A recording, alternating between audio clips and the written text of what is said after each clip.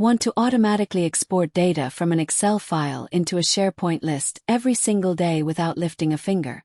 In this video, I'll show you step by step how to build that automation in Power Automate. Before we start, make sure your Excel file and SharePoint list are on the same SharePoint site. This makes configuring the flow much easier. Now let's get started. Step 1. Create a new flow.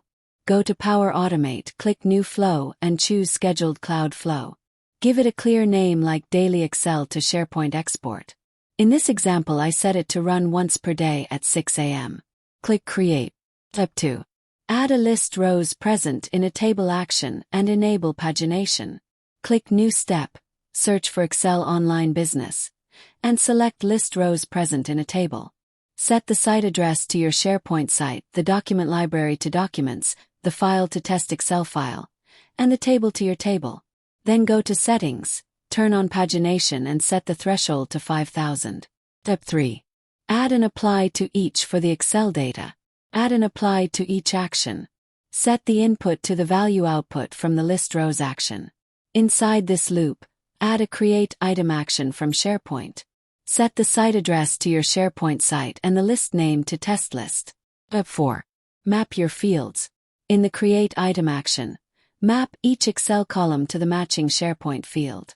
In this example, I'm using 4 text columns, column 1, column 2, column 3, and column 4, both in the Excel file and in the SharePoint list. Just select the correct Excel column for each field using the Dynamic Content panel. Step 5. Save the flow. Click Save in the top right. Always save before testing. Step 6. Test the flow.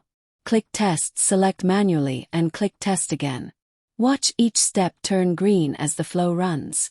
Then open your test list in SharePoint and verify that all rows from the test Excel file have been exported correctly.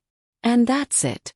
Your Excel data will now be exported into your SharePoint list automatically.